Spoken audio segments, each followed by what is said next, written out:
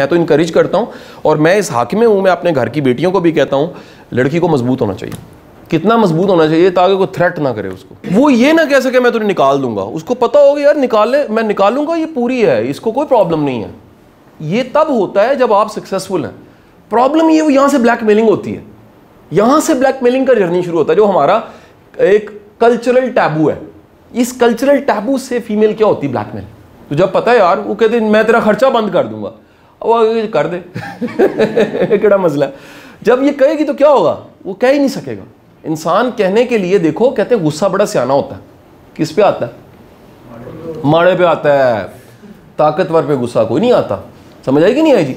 Sir देखें, हदीस रसूल है, दुनिया के सबसे अक्लमंद इंसान ने बात कह दी। क्या कह दी कि दुनिया की बेहतरीन औरत वो है, असासा कहा गया उसको, जो घर में मौजूद है और घर का मालिक सरबराह। देखें अल्लाह ने दर्जा तो दिया ना, खामद को एक दर्जा आपसे ऊपर दिया, अल्लाह ने दिया, इसमें उसका कोई कमाल नहीं है और आपका कोई कसूर।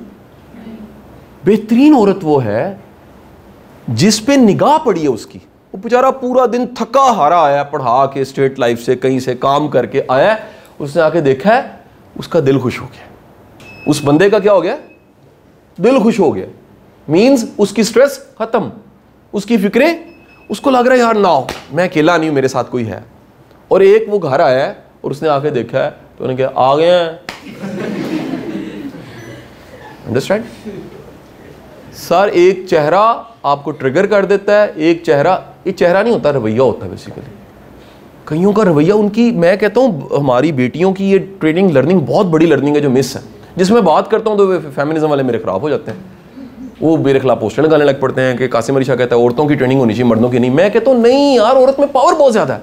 ये इतनी पावरफुल टूल है, अल्लाह ने इतना ताकतवर बनाया है कि किसी मर्द के साथ उसकी औरत अगर खड़ी है और वो कह रही है डैम केयर, वो दुनिया के बड़े बड़े पहाड़ उसको छोटे लगेंगे, और वो हट जाए तो कंकर भी उसको पहाड़ लगेंगे। ये अल्लाह ने पावर, ये आपको दिया बेटा power. Think about it, is the power of attitude. ये एक लर्निंग ऑफ असर्टिवनेस भी है। अपने आप को इतना प्रीशियस, इतना ग्रेसफुल, इतना रिस्पेक्टफुल बनाओ को उंगली ना उठा सके यार। एक है हर कोई उंगली उठा के यार ये बदतमीज है। एक है आपका रवैया बेटा ऐसा हो, कोई आपकी इज्जत करने पे मजबूर हो जाए, कोई आपको रिस्पेक्ट करने पे मजबूर हो जाए, कोई आपसे इखलाक से बात करने को मजबूर हो जाए, कोई कुर्बानी देने को मजबूर हो जाए। ये तब हो सकता है जब आप में कुछ है। प्रॉब्लम यह है कि वो चीज़ें हमने इसलिए बड़ी अगेन इस टॉपिक पे आखिरी बात, वासिफ साहब के पास ना एक शख्स आया, उसने कहा, बूढ़ा था, उसने कहा जी वो हमें बहू मिल गई है, लेकिन बहू ना पढ़ी लिखी कोई नहीं है, अनपढ़ है। तो वासिफ साहब ने कहा कि ये बताओ वो कोई खाना शाना पका लेती है? हाँ खाना पका लेती है।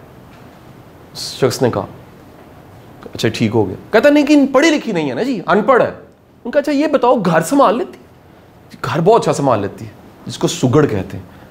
घर संभालने का ताल्लुक पैसे के ज्यादा होने और कम होने के साथ नहीं है। मेरे कम अज कम ऑब्जर्वेशन में कई घरों का महीने का खर्चा 6 लाख रुपए है और फिर भी पूरी नहीं पड़ती, क्योंकि जो ऊपर मैनेजर बैठी हुई है, असल मैनेजर फीमेल होती है, उसके अंदर सुगड़पन नहीं है, उसका एक्सपीरियंस ही नहीं इन चीज़ों का। ठीक है जी। अब वो अगली बात उन्होंने कही, अच्छा ये बताओ ये बड़े बूढ़ों का एहतराम करती है? कुछ एहतराम करती, कहते अब पढ़ी लिखी नहीं है। उनका ये बताओ कि वो एहसास रखती है दूसरे का, दर्द दिल उसमें है? उनका जी वो तो है उसमें, बस पढ़ी लिखी नहीं है। वाह साहब ने कहा ये जो सारी चीज़ें मैंने बताई इसको पढ़ा लिखा होना कहते हैं। हम ये क्यों समझ रहे हैं कि जिस माँ ने मैट्रिक नहीं किया वो अनपढ़ है? सर वो बड़ी काबिल है, उसने मुझे आपको पैदा करके पाला है, उसने हमें पढ़ाया है, उसने हमें रोटियां पका के खिला के, थोड़े से आप अपनी घरों के रिसोर्सेज ज़रा चेक कीजिएगा, कितने मिनिमम रिसोर्सेज में आपकी माँ और आपका बाप मैनेज कर रहा है। यार वो किसी इकोनॉमिस्ट से कम है, वो किसी हीरो से कम है, वो किसी एक शाहकार से कम है। Sir this is a skill ना जी। तो ये नहीं आती ना। प्रॉब्लम ही ये आज की हमारी कि ये छोटी छोटी स्किल्स नहीं आती और एमफिल हो जाते हैं, पीएचडी हो जाती हैं, और हम समझते हैं नीचे जाए जरा जज साहब के पास जाके आधा घंटा बैठ के उठ के वापस आ जाएं, पीएचडी 34 केसेस हैं, तलाक हो जाती है। वजह ईगो बड़ी। सर ऐसी तालीम, ऐसा इल्म जो आपकी ईगो को ताकत दे रहा है, हम्बल नहीं बना रहा, वो जहालत है। रूमी सेज दैट, आखिरी जुमला रूमी कहता है कि अगर तुम्हारे इल्म ने तुम्हें इंसान से मोहब्बत करना नहीं सिखाया तो जहालत बेहतर है, जाहिल तुमसे बेहतर है। इल्म वाला तो कदर करता है, एहसास करता है, किसी के दर्द को कम कर देता है, किसी के दुख को महसूस करता है, वो अपने से नीचे देख के शुक्र अल्हम्दुलिल्लाह पढ़ता है। जाहिल वो है जो कहता है नहीं जी नहीं, मैं आई डिजर्व, ठीक है जी। ऊपर से फिर हमारे मिथ्स इतने अजीबो गरीब है इंडो पाक के। एक रज के बदतमीज अखड़ और बद लिहाज लड़की भी क्या कह रही होगी, ए तेनों जो कुछ मिले ना मेरे वजह तो मिले हैं, ये बरकतां मेरियां ने, औरतां दी बरकतां होंदी ना वो तेरी वो सोच के तेरे इतने प्रेशर और तेरी बैंड बजाने की वजह के बावजूद वो बंदा तरक्की कर गया वो कितना हार्ड नर्व्स का बंदा होगा, कितना ढीठ होगा कि उसके बावजूद तरक्की कर गया है। और हमने जुमले क्या घड़ लिए जी, रिस्क औरत दे नसीब दा। ये दुनिया ही तानू कितने नहीं मिलेगा, सिर्फ है इंडो पाक ही मिलेगा। इंडियन बिलीव्स मिलेंगे आपको, वेल फाउंडेड, ठीक है जी, मिथ्स मिलेंगे, कोई रियलिटी नहीं, कोई लॉजिक नहीं।